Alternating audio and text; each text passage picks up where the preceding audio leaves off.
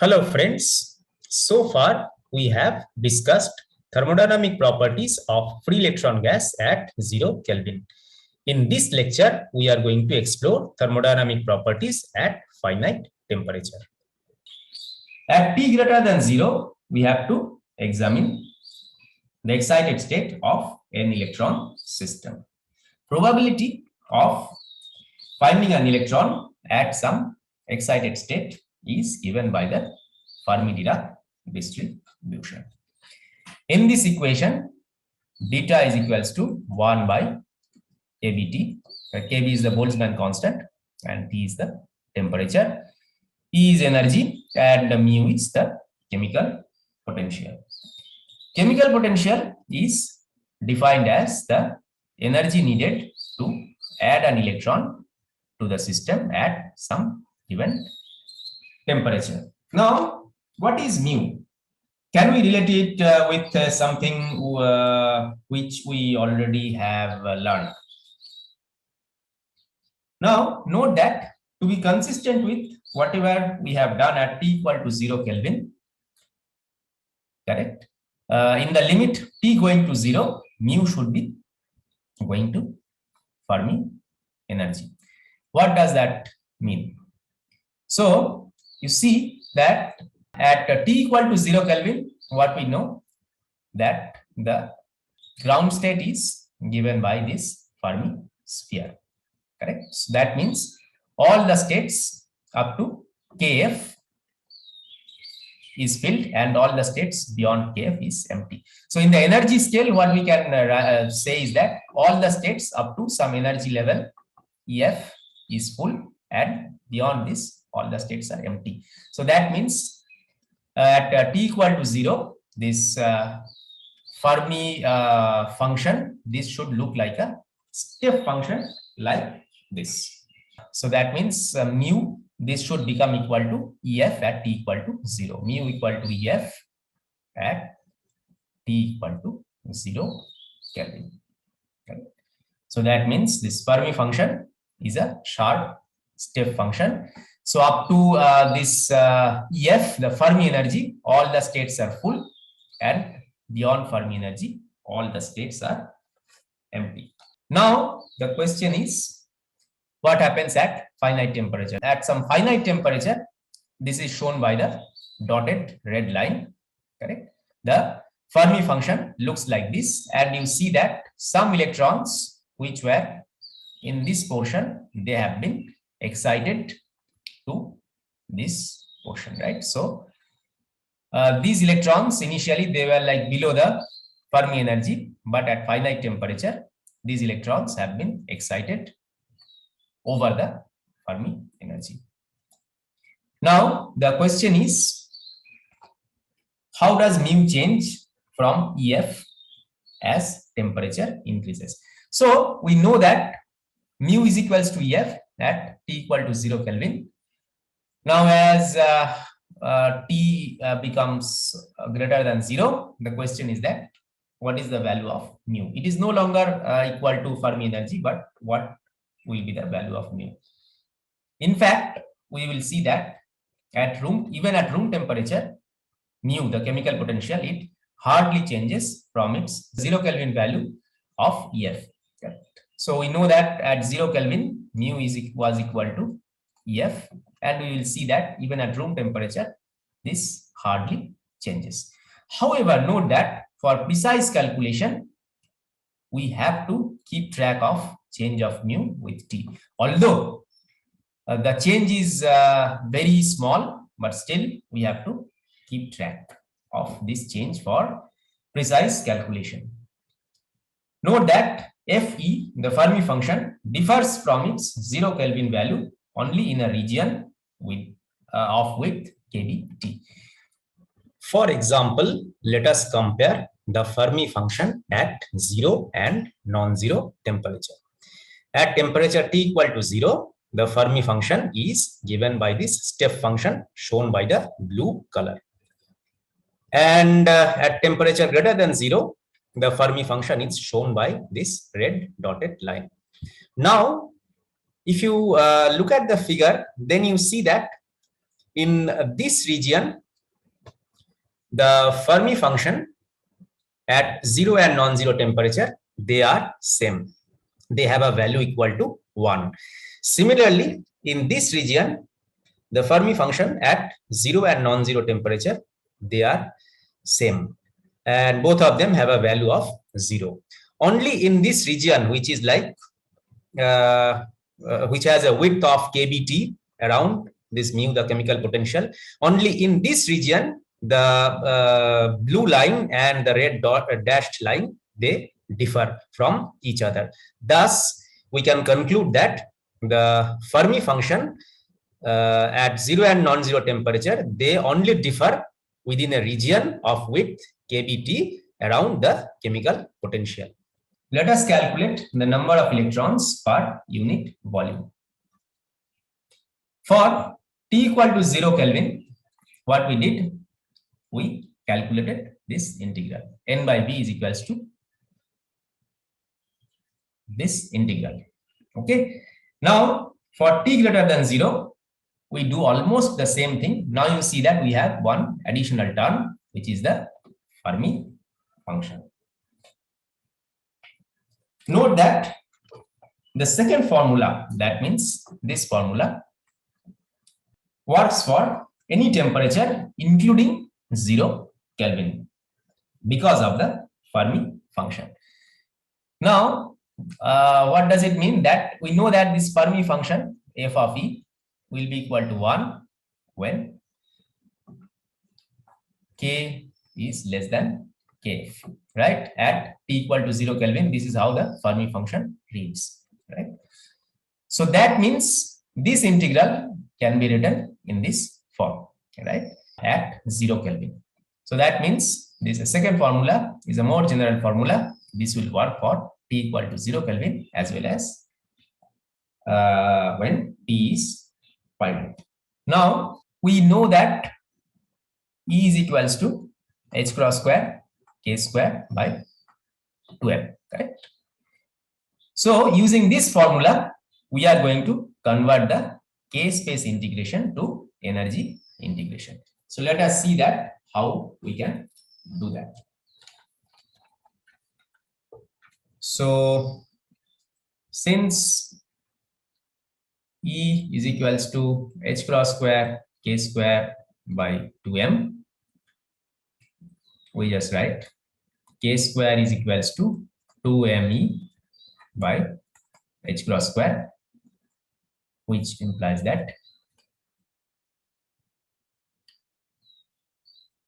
2me by h cross square. Now what we do is that we calculate this term d of E, correct? Because what we want to do is that right now this is an integral over the K space. What we want to do is that we want to convert the integral to some integral with energy. Okay, so dE is equals to 2a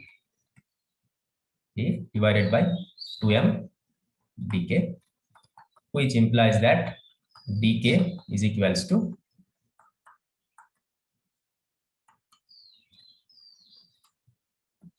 okay. Now that means now let us just replace dk in this equation. So that means we have to evaluate this integral. Okay, 1 by,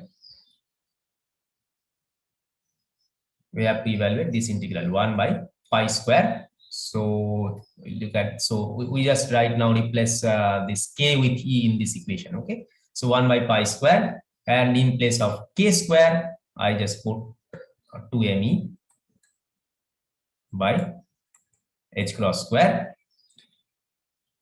and then in place of dk I put this term, okay, m by h cross square, and then we have k is equals to this, right? So this is like root over of 2me by h cross square, d. So this is decay, and then of course we have the Fermi function, and that means what we have to evaluate is this integral of m by pi square h plus square root over of 2me divided by h plus square f of e d of e. So what we have done is that we have converted this integral, right, which was an integral over k space, to an integral over energy. Generally, it is more convenient to evaluate the energy integral. That is why we have converted the k space integral to energy integral. Now, let us introduce a new term, G of E, and we call it density of states. Let us try to understand what is density of states. First, let's look at this equation, right? Density of states, it goes as square root of E. And then we can further express it in terms of the electron density as well as the Fermi energy in this form. And note that G of E is equals to 0 when energy is less than 0. And that is why we have converted this integral from 0 to infinity to minus infinity to plus infinity, because whenever it is less than 0, the energy is less than 0, G of A goes to 0. Now, let us come back to the question that what is density of states.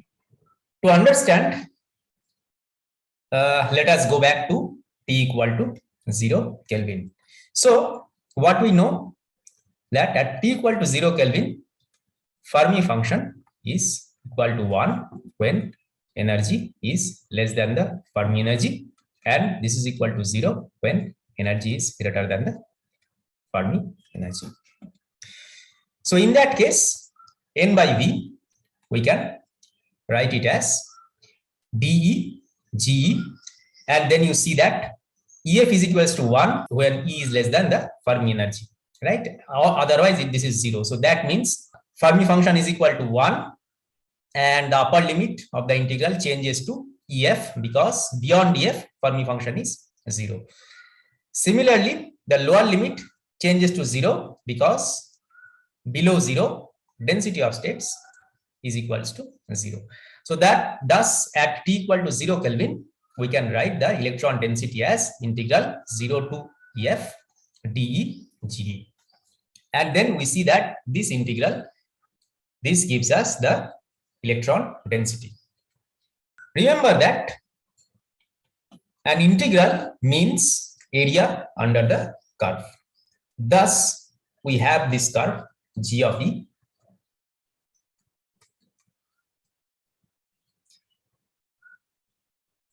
and we divide the total area in small bands of width d.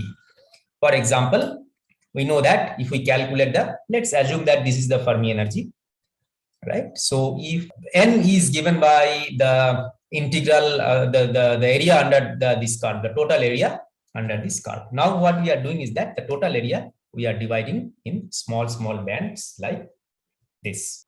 Now what we have to do to get the total area, we have to add up all the bands.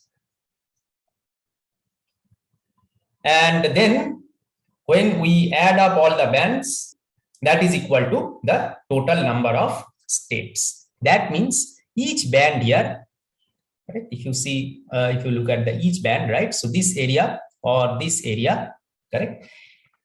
Each band, like, and then this area is equal to what? This area is GE times DE, correct? So what is this area? This must be related to the number of states within this width of DE.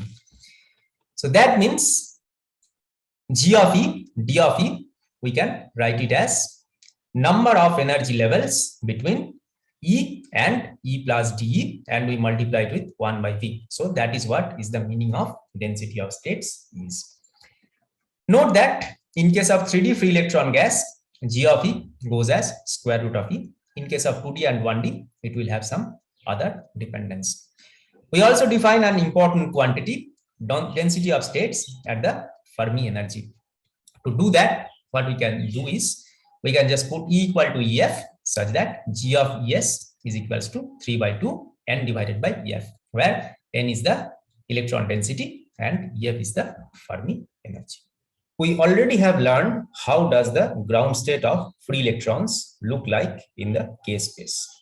It is spherical with radius kf. So you see this is the sphere with a radius of kf. And this is known as the Fermi sphere. All the states inside the Fermi sphere are full and there are 2 electrons per state. And all the states outside the Fermi sphere are empty. The surface of the Fermi sphere is a constant energy surface, and we call this energy as the Fermi energy. Now, let us look at some alternate representation. For example, we already have learned about the density of states as well as the Fermi function. So let us see that whether we can develop some alternate representation based on the density of states and the Fermi function. For a 3D free electron gas, the density of states looks like this. This is square root of E. Similarly, the Fermi function looks like this. This is a step function at temperature T equal to 0. And this is a smooth function at temperature T greater than 0 shown by this dotted line. Now, if we multiply this G of E and F of E, right, the density of states and the Fermi function, then at T equal to 0, the combined function looks like this. This is shown by the green line. And at T greater than 0, the function looks like this, shown by the purple line. Since Fermi function is a step function at T equal to 0, the plot of this GE times FE, this will abruptly go to 0 at E equal to EF, the green line. And since at T greater than 0, the Fermi function goes to 0 smoothly, the plot of GE times FE, shown by the purple line, that also goes to 0 smoothly. Thus, you see in this figure that if we represent the ground state and excited state by a function which is a combination of density of states and the Fermi energy, then this is how the green line shows that how it looks like at T equal to 0. So that is the ground state representation, and the purple line shows that how it looks like at some temperature which is T greater than 0, and that is the excited state representation. Let us calculate internal energy as a function of temperature. For T equal to 0, we already have done this, and we calculated this integral within the Fermi sphere. So this is some integral over the K space.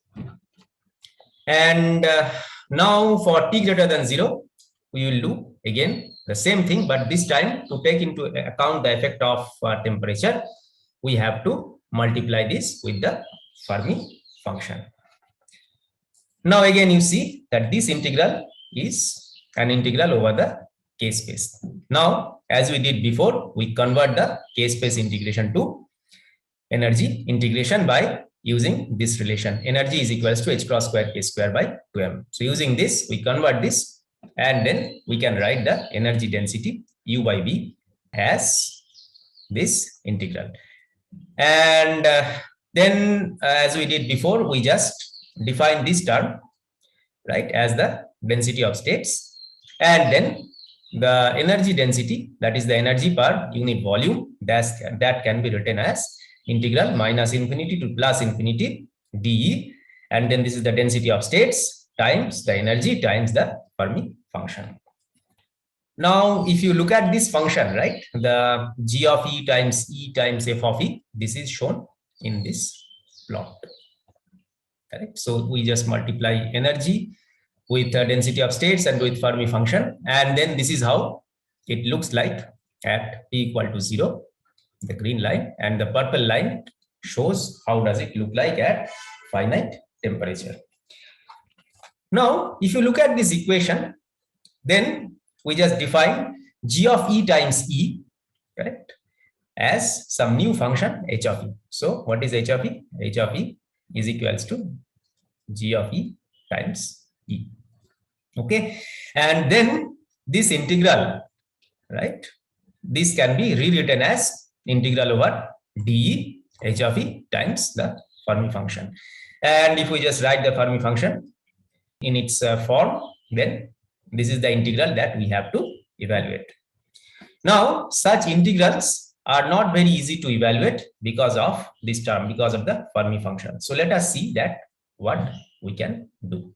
Thus, to find some property at finite temperature, in general, we have to evaluate the integrals of this form, dE h of E times the Fermi function, where h of E is the density of states times some function of energy.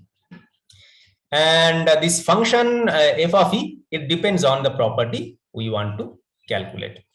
For example, if we want to calculate the total number of electrons, f of E is just equal to 1.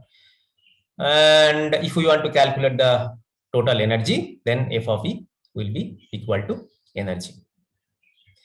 Now, this is the plot of E times g of E times f of E, right? So, one thing that we can do to evaluate these integrals is we know that the integrals are like area under the curve, and we can of course do numerical integration to evaluate the area under the curve. For example, the area under the curve for the area under the green curve is ground state energy, area under the purple curve is excited state energy, and so on. Thus, one way of getting the property at 0 Kelvin or at finite temperature is to numerically evaluate the area under the curve. Is there any other way of doing it? Yes, there is another way, and that has been given by Sommerfeld, and this is known as the Sommerfeld expansion. And Sommerfeld expansion is the following.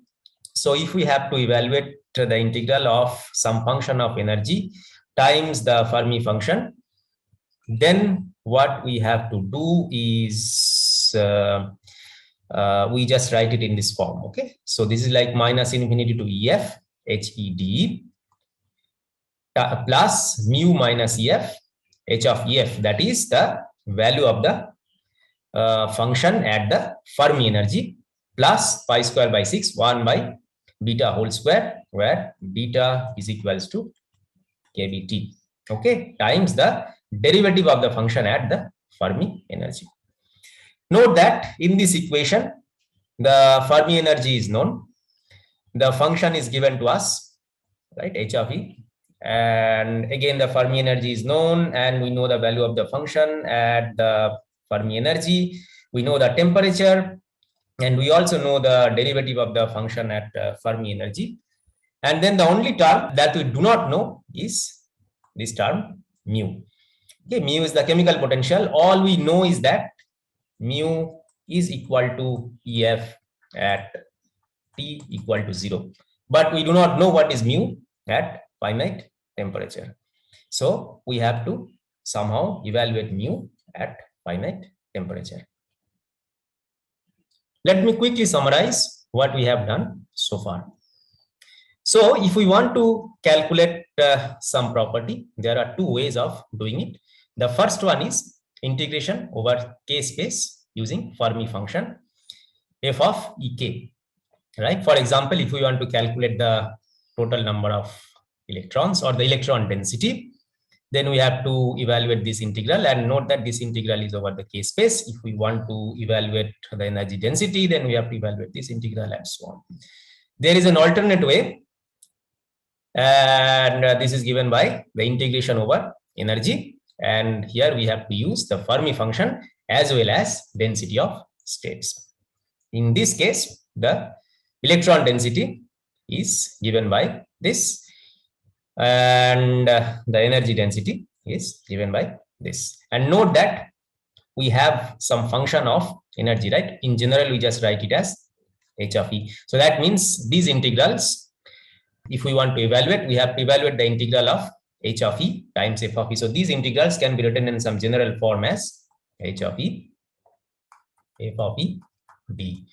What is h of e? That depends on what we want to calculate. For example, so h of e will be some function of e times density of states, where the function of e that depends on what we want to calculate.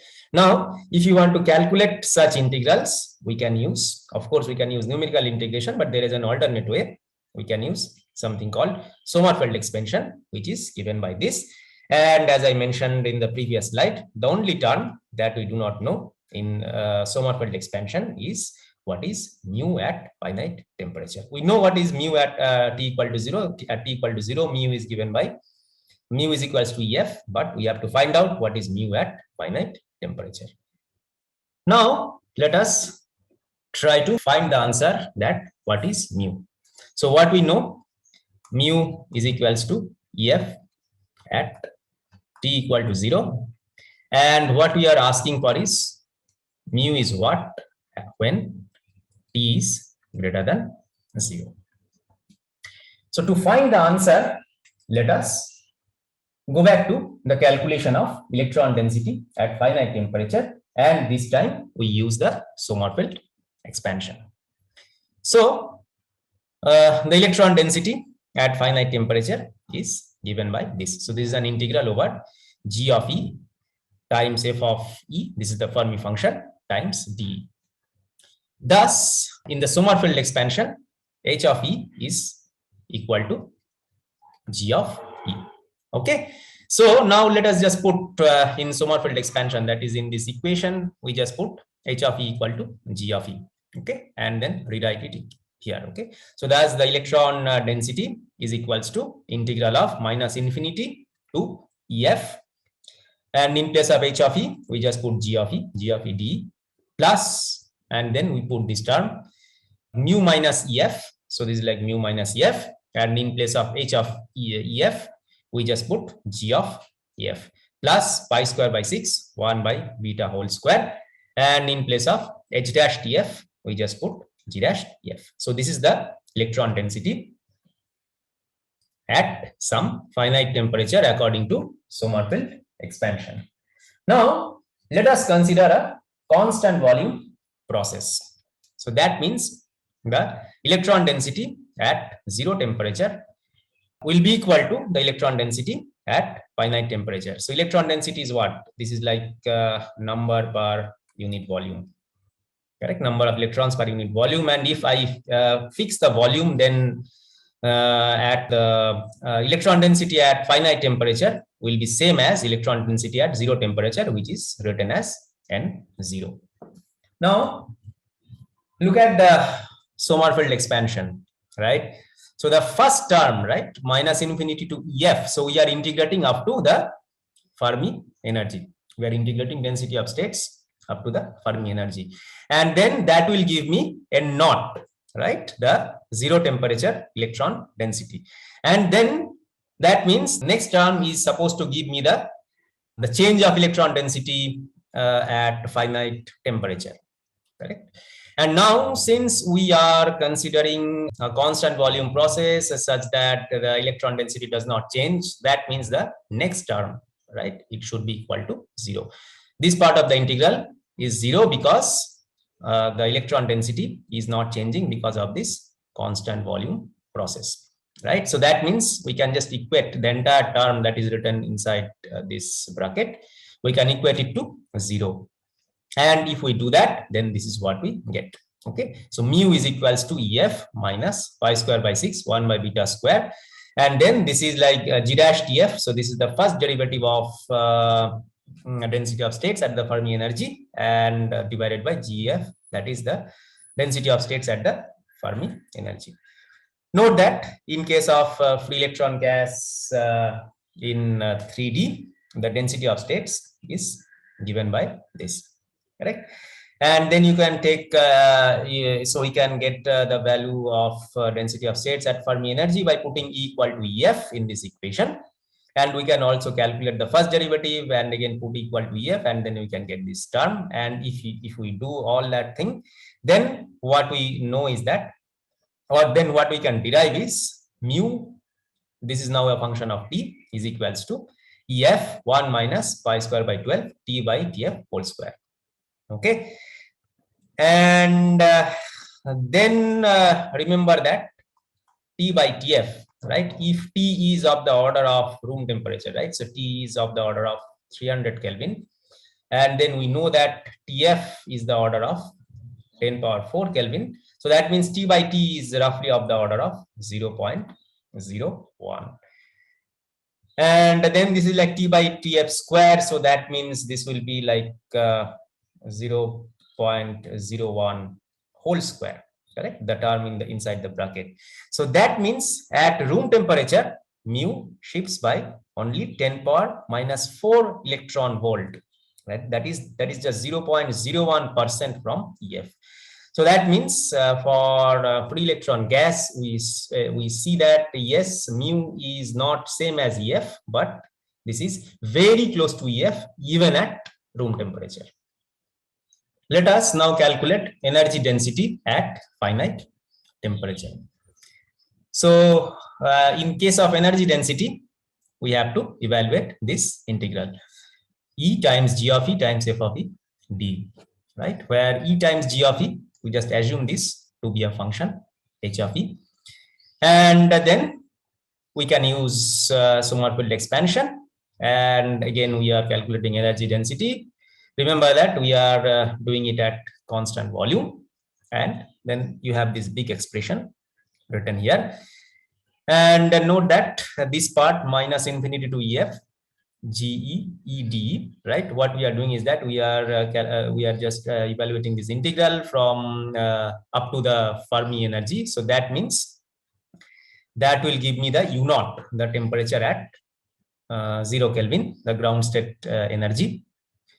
Correct. So this part is the ground state energy, and then you have this part, and then we have pi square by 6, 1 by kb whole square G of F. Okay. And in the previous slide, we just have found that the term inside the bracket is equal to 0 if we are considering a constant volume process. So in that case, we can just write energy density as a function of temperature in this form. U of T is equals to U0. This is the ground state energy plus pi square by 6, and beta is equals to 1 by kBT. So we just replace that. So pi square by 6 kBT whole square, and this is the G of EF, that is the density of states at the Fermi energy. We can also calculate the heat capacity at constant volume by just calculating the temperature derivative of energy density, and then that turns out to be this. And we know that for the free electron gas in 3D, we have, this is the form of density of state. So that means G of EF, we can just write it as 3 by 2 N by EF.